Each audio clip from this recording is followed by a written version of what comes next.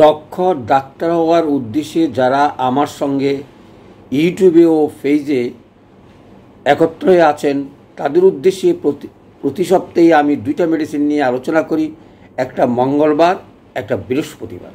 আজকে বৃহস্পতিবার ৭৭তম ওষুধ নিয়ে আলোচনা করব। এখন থেকে আর কোনো ওষুধ আলোচনা করব না। সুতরাং এখন থেকে প্রতিদিন প্রতি সপ্তাহে ৩-৪টা করে চেষ্টা করব ২০২৩ সালে আমি যেন ১০০টা পদ পূর্ণ করতে পারি। তাহলে চলে আসি, আজকে যে ওষুধটি আলোচনা করব তার কারণটা ব্যাখ্যা করব এবং তারপর আমি রোগ নিয়ে আলোচনা করব, লক্ষণ নিয়ে আলোচনা করব। চলে আসি, এর আগে আর্সেনিক সালফ্লেভাম পড়েছিলাম, অর্থাৎ সেতি রোগের একমাত্র ওষুধ যদি আমরা মনে করি, ছোটোবেলা যেরকম আমরা কবিতা মুখস্থ করি ঠিক সেরকমই আমরা জানতাম আর্সেনিক সালফ্লেভাম সেতি রোগের ওষুধ। আর আজকে যে ওষুধটা পড়াইতেছি সেটাও আর্সেনিক সালফ রুব্রাম। এই যে পার্থক্য এবং কেন পড়াইতেছি, সোরাইসিসের রোগীর উপরে আমাদের ওষুধ দীর্ঘদিন খেতে হয় এবং অনেক সময় কাজ করতে দেরি হয়, কিন্তু আমরা যেই কয়েকটা ওষুধের কথা জানি এই ওষুধটা অর্থাৎ আর্সেনিক সালফ রুব্রাম সোরাইসিসের উপরে যথেষ্ট তার ক্রিয়া আছে। আমি তোমাদেরকে আহ্বান জানাচ্ছি ৫০ দিন পদ্ধতিতে তোমরা এই ওষুধ সচরাচর রোগী পেলে প্রয়োগ করার চেষ্টা করবে, তাতে করে আমাদের ওষুধ পরীক্ষা হবে এবং রোগীরা সেবা পাবে বলে আমার বিশ্বাস। তাহলে চলে আসি, লক্ষণটা কি? দেখো, এই যে ওষুধগুলো আর্সেনিক এবং সালফার দুইটারই ক্রিয়া একটা ওষুধের ভিতরে আছে। তার মানে সেই চর্মরোগ অর্থাৎ সোরাইসিস রোগটি যদি সিফিলিটিক, সাইকোটিক এবং সরিক হয় তাহলেই এই ওষুধের চমৎকার কাজ করবে।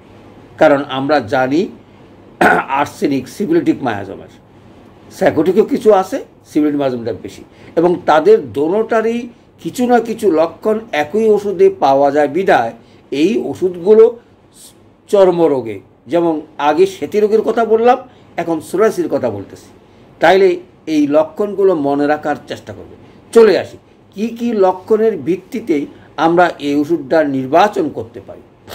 প্রথমেই যদি বলি, পাকস্থলীতে আগুনের মতো জ্বালা, যেটা আর্সেনিকে আছে তার চেয়েও জ্বালা বেশি, যেহেতু তার সঙ্গে সালফার যুক্ত হয়েছে। কিন্তু পার্থক্যটা কি? পার্থক্য হচ্ছে ঠান্ডা জল খাইলেই বৃদ্ধি, এইটুকু মনে রাখলে হবে। অর্থাৎ পাকস্থলীতে আগুনের মতন জ্বালা এবং সেই জ্বালার সঙ্গে যদি ঠান্ডা জল খাওয়া হয় তাহলে সেটা আরও বেড়ে যায়। তাহলে ১ নম্বর আমাদের মনে রাখার চেষ্টা করব, এই লক্ষণটা থাকলেই তার সঙ্গে যদি চর্মরোগ থাকে, যেটা সোরাইসিসের কথা বললাম, তাহলে সেটা প্রয়োগ করতে আর বলব। দ্বিতীয়ত, অস্থিতে বেদনা। নিশ্চয়ই তোমরা হাড়ের খবর জানো, যেই সিফিলিটিক মায়াজমের সবচেয়ে বড় কথা হচ্ছে স্নায়ু, মাংস, হাড়। স্নায়ু হচ্ছে শরিক, মাংস হচ্ছে সাইকোটিক এবং হাড় হচ্ছে সিফিলিটিক। এই যে মায়াজম, এগুলো মনে রাখতে পারলে ওষুধগুলোকে সহজেই তোমরা প্রয়োগ এবং মনে রাখার কৌশল তোমরা জেনে অনায়াসে প্রয়োগ করতে পারবে অবস্থা ভেদে। চলে আসি, ৩ নম্বর, আগুনের ধারে থাকিলেও শীতবোধ, অর্থাৎ তাকে ঠান্ডা লেগেই থাকে এবং ঠান্ডা কিছুতেই ভালো হয় না, এবং সেই জন্য বলছে লক্ষণটা কি? আগুনের ধারে অথবা কাছে যদি থাকে তাহলেও তার শীত যায় না। ৪ নম্বর, ঘুমের মধ্যে অস্থিরতা, সুস্পষ্ট এবং স্বপ্নে দেখা, যেটা অস্থিরতা আমরা জানি আর্সেনিকের সবচেয়ে বেশি অস্থিরতা আছে, সেটা ঘুমের মধ্যে অস্থিরতা এবং সেটা স্বপ্ন দেখা পর্যন্ত। চলে আসি ৫ নম্বর, শরীরের নানা স্থানে চুলকায়। সালফারও চুলকানি আছে, আর্সেনিকও চুলকানি আছে। সুতরাং দোনোটার চুলকানির কিছু না কিছু ফলাফল আমরা এই ওষুধে দেখতে পাই। তারপরে যেটা বলা সেটা হচ্ছে গলার ভিতরে অসহ্য চুলকানি এবং খুসখুসে শুষ্ক কাশি। সচরাচর অন্য ওষুধে ফেললেই আমরা এইগুলো লক্ষণ পাই। বলছি কি, এই লক্ষণগুলো থাকলেই আমরা সোরাইসিসের নির্বাচন করতে আমাদের যেন কোনো ভুল না হয় আর্সেনিক সালফ্লেভাম। অর্থাৎ আমরা চর্মরোগে এই সকল লক্ষণ থাকলেই আর্সেনিক সাল রুব্রাম ব্যবহার করব সোরাইসিস রোগে। তাহলে চলে আসি, কি কী কী রোগে সেটা ব্যবহার করা যায়। সচরাচর চর্মরোগে যেটা বললাম সোরাইসিস, লক্ষণটা কি ওই যে বললাম চুলকানি। আচ্ছা, তারপরে চর্মরোগ ছাড়া সেখানে অনেকগুলো রোগের কথা আর বলাই হয় না, সেটা হচ্ছে একজিমা, যেটা আমরা জানি গোলাকার এবং অনেক সময় চুলকাতে চুলকাতে রক্ত বেরোয় এবং গোলাকার হয়। বয়ব্রণ অর্থাৎ ব্রণ রোগের সেটা কাজ করে। তারপর হচ্ছে ফোঁড়া এবং স্নায়ু প্রদান, অর্থাৎ ওই যে বললাম সালফারের স্নায়ুর উপরে যত রকমের কাজ আছে মাংসপেশি ছাড়া স্নায়ুর উপরে, স্কিনের উপরে, সেটা হচ্ছে সালফার আমরা শরিক মায়াজম বলে থাকি। তারপরে সাইটিকা, কখন অর্থাৎ ইনফ্লুয়েঞ্জা হওয়ার পরে যদি সাইটিকা হয় তাহলে সবচেয়ে ভালো সেটা কাজ করে। তাহলে এই যে এই রোগগুলো থাকলেই আমরা সচরাচর এই ওষুধটা প্রয়োগ করতে পারি। আর কি ইনফ্লুয়েঞ্জা এবং গায়ের জ্বর বা গাত্রতাপ, যেটি আমরা বলি না কেন, এই ইনফ্লুয়েঞ্জাতেও এই আর্সেনিক সালফ্লাভাম, যেহেতু আর্সেনিক হাসি সর্দি কাশির উপরে প্রচণ্ড কাজ আছে। চলে আসি যে পার্থক্যটা, অর্থাৎ আর্সেনিক ফ্লেভামের সঙ্গে এটার পার্থক্য হচ্ছে আর্সেনিক ফ্লেভামে সুস্ফুটানো ব্যথা, এটা মনে রাখলে আমরা পার্থক্যটা বুঝতে পারবো। আর খিঁচুনি বা কম্পন থাকে।